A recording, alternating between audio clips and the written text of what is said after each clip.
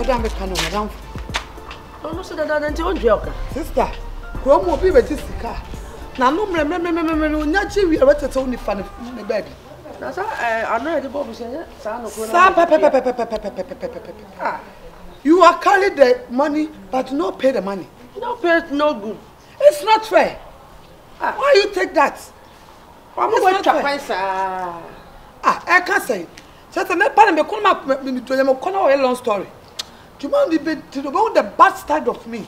The bad water. The bad side of me. Yes. Means me no one come on. Would be a bear man in Casaka crack. I call ye. I'm what dear. You obey a piano fair. Oh, can swallow the appellation. I am a baby. Maybe as one banana. Akuma. Oh, be a banana. It's a walk out. Say. Hey.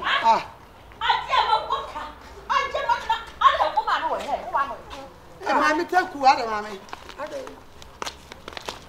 Hey, no, mammy, I will call. Mammy, why?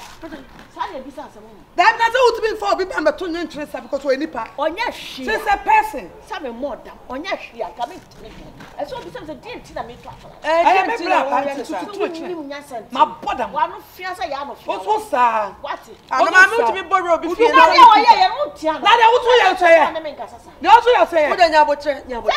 to somebody's house and you throw the person away. What do you take it for? We are beginning. Me at China. You quite began. What? Okay. One and see. Mammy, Mr. Mr. Strong. I told her.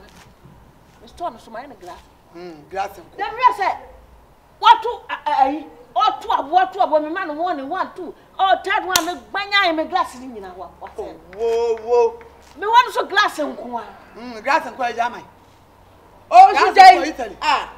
Glass and one. What's your credit? 2 born or catch the danger away. Missy Jai, Madame. Oh, yeah, I know, but soon was not yet on the swat of my intimate back. What's some to ask him? Madame, for me not to 2 1 or 2 to me, my let her have. And then I'm a frown. I took a public from a frown. Blah, blah, blah, blah, blah, blah, blah, blah. No, I can't be fear. Come and look at that when I'm a company and Medu. Mr. Bromira, but say, we are people. I am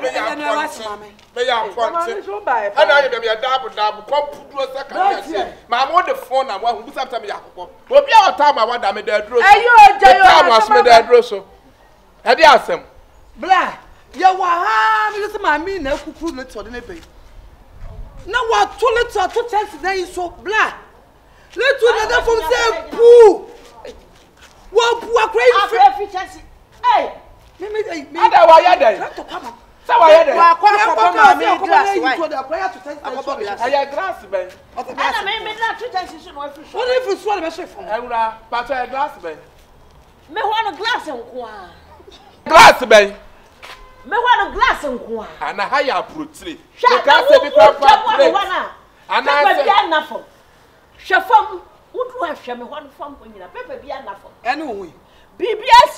What did you run with your 2 glasses?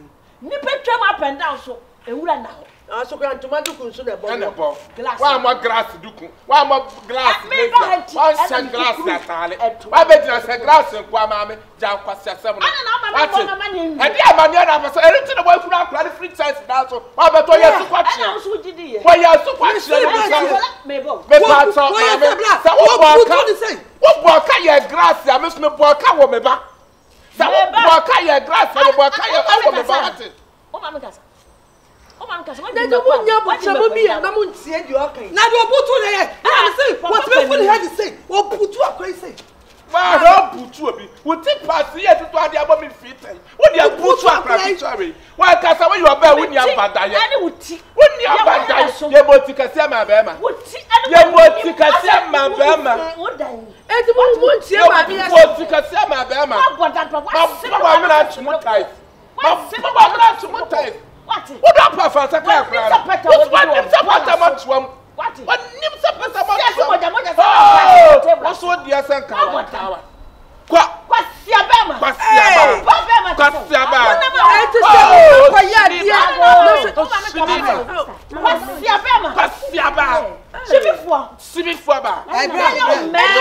Try. Mama, and someone ni baba of ya. Kill.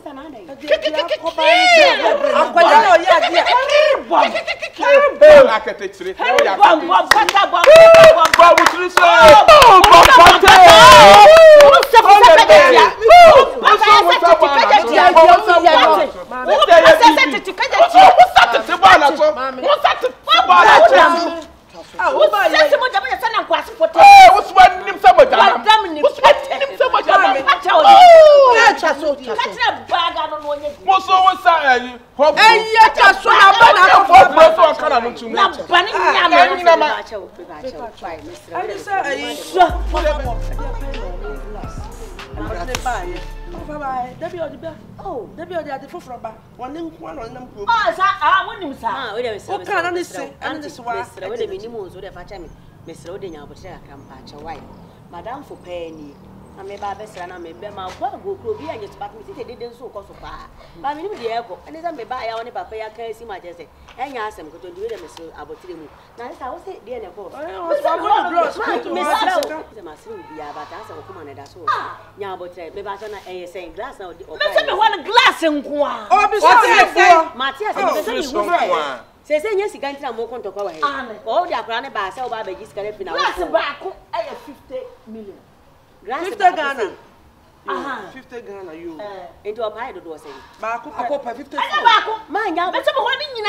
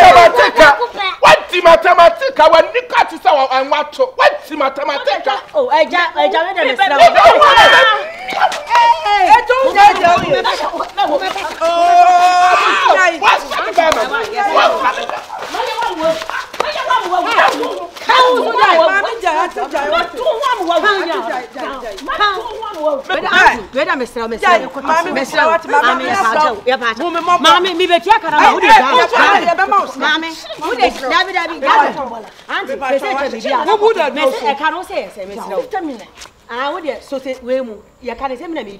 So you can make mobile money amount. So you can make mobile money amount. Finding out a mighty got a bit of a so young Signora, per favore, non young and chiedimi niente, young compatto. Send me few, send me from yes, who to other draws so young? What that draws?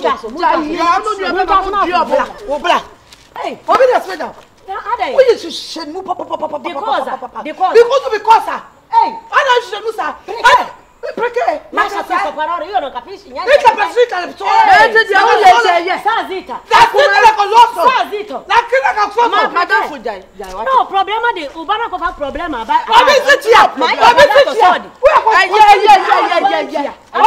Ni papa pana tisha wa ntia. Wa woni second so. Oh, Sazito. Oh, Batrevia. Woni mo so nkran. Oh, dear, you papa. There be assassin up. One when him a jolly, when the man is a class 1 a black border.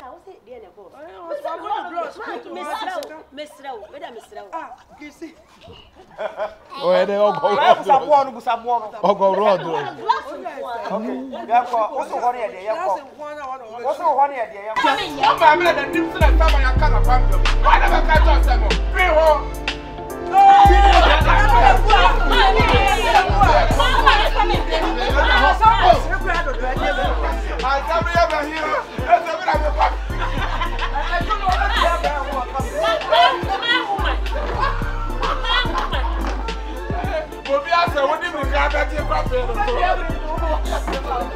so that I'm on for That's my father. I'm not better me. Wow.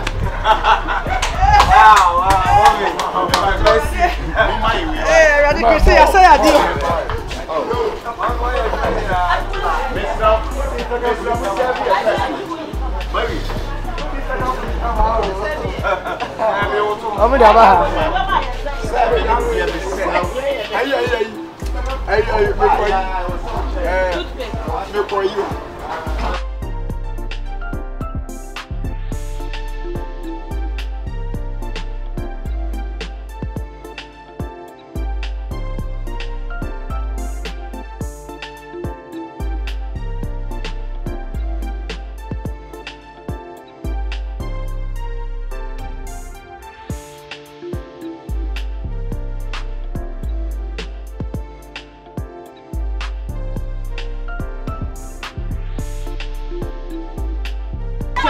I'm going to nip to the time I can't find them. Why never catch us, Asamoah? Bring home.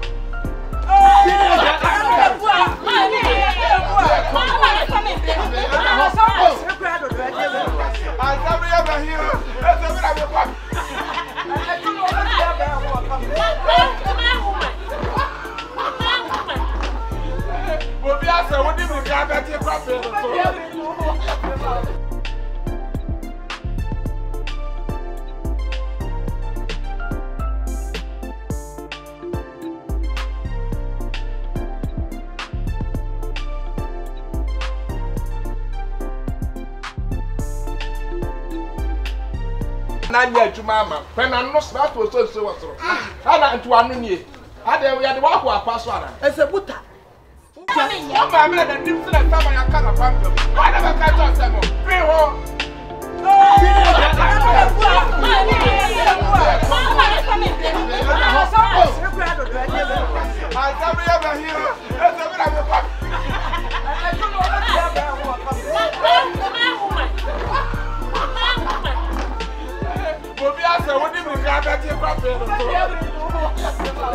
So that I'm on for That's my father. I'm not better me. Wow. Hey, Christiana, I say I did.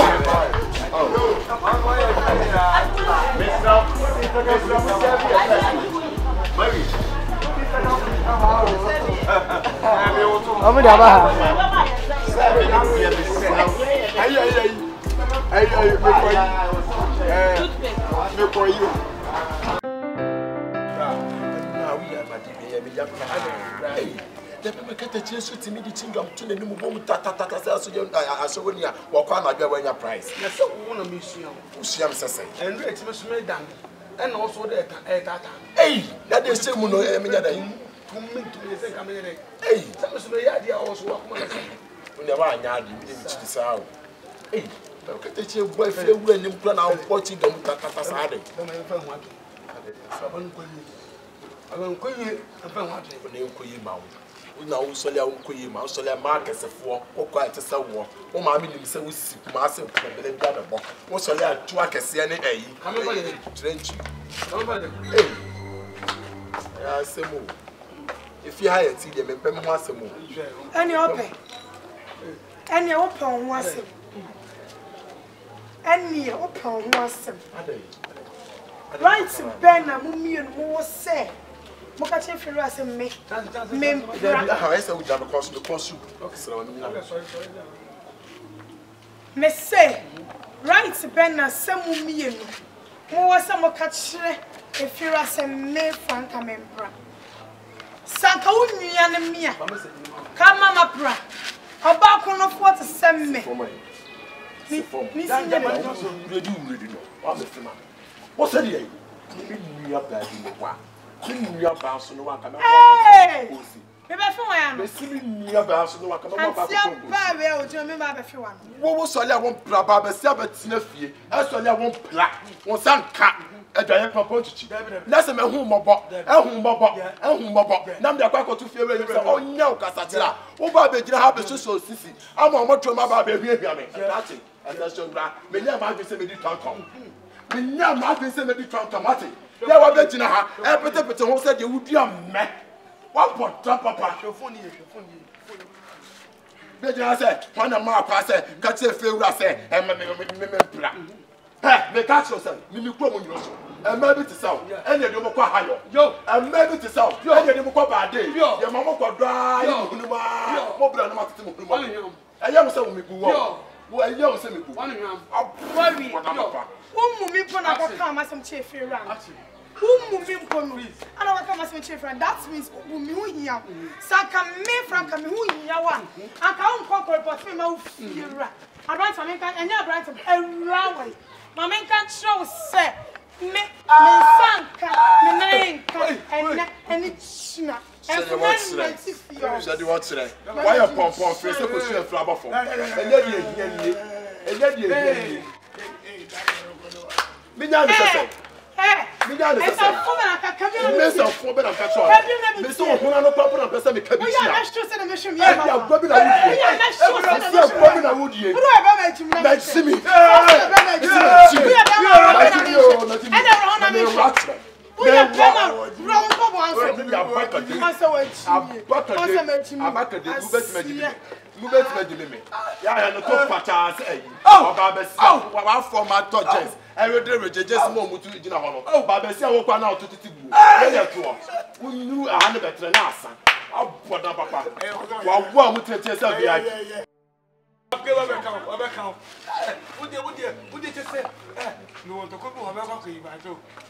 I know you. Man, I could go back to a fear on Obama, the status. The pocket son will Timmy Cotta, but this is so. Not the Yaban right now, one about my son. So, Eddie Alabama Bessia. What was that crossing the man and what that for? Oh, or then I was in the 2 years. More about the coming. What is what? What took you to Rick? I'm fine. Oh, fast and corner. Now, what can I say? One minute. I'm a person. I'm person.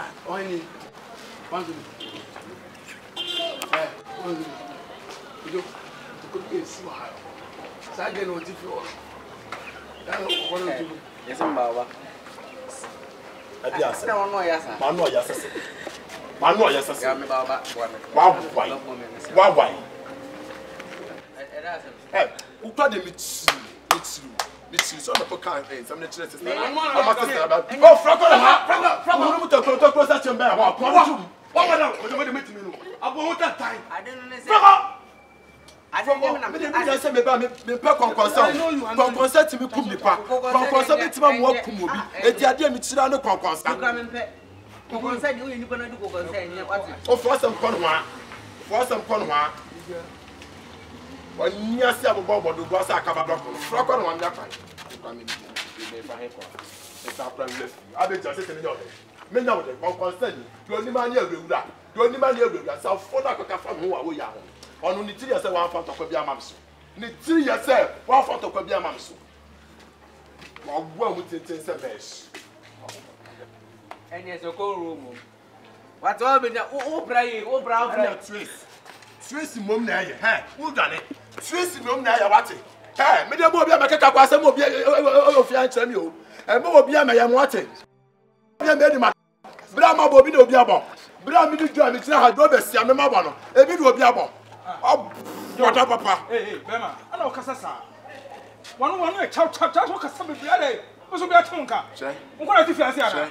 I'm going to Fia. Why you petty? Say, Belly, I first a galley get your one, you know, one, you know, brand ready and quay. And I will brand away party and quay. Said to Kuni. I go find me ready at home. It's one of the I want you through our cabins. Only buried. Shed your water. Tikuni berry. Shed your water. Tikuni berry. Mobile. Come back this way. Hello, babe. Shed your water. Hello, babe. Hey, it was some. Who be na irawale? What's that? Me bisi was to be na irawale. Maybe that's switching her. So what bre? Be you win na, sister. Now me do what them say. Sister. Be you win na, no me do what them say. I know. Yes, so what I want. Na ka some baba no. Na ka some baba no more. What I want. No she go. Where am I? Ha! Where am I? Ha! Where am I? Where am I? When the man ya come us pocket from. Me so ya man. Oh, yeah, why?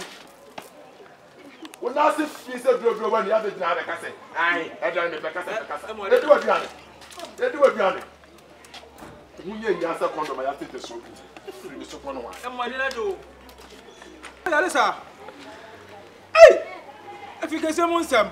And some call, Why? Tiponi. Ah, ya nenda wakonya gusi kwa kwa fase. Oh, waja na ina disi kwa senso be watch na dia fase. Kwa kwa fase. Kwa kwa fase friso. E bi kan from no me. Me from an me de be mo kwa fase. Me de be man no da kwa so da baka cho say you are no film sense mu. Maka cho say wo the Bible say o say ba ko hawa. Shut up. Me do. Say what is me? Yes. Shama trash. Yes. Say me say cho. Let's answer to me. Message. Shut up. Say me apology. Let's say me kwa. Where you so crunches. You want today. You want today. What so sinchimga. When you know. When you know. If you have for member so let you kwa ni eba, ya kwa ni eba no. Wo dey hu ye. There be no free land bay, no free water bay. There be also no free land bay ni water bay. Say you want today. Why you go free pump for security above 25,000. That's it. Una dey fe. O dey so do. O show so many quality drink na. Wano ya. Why ya me a share dey gu so. Ana me de podja no. Me podja.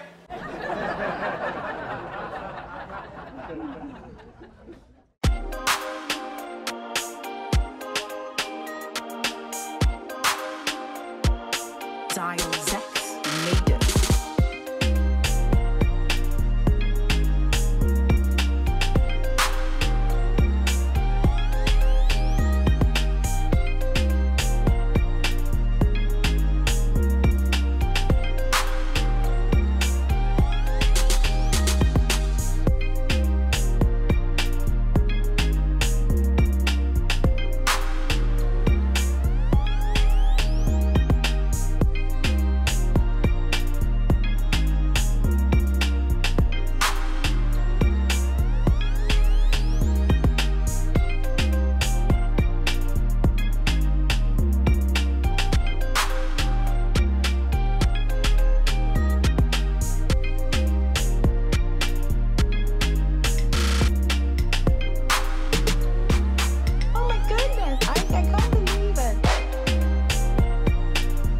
Hello, bye. It's me.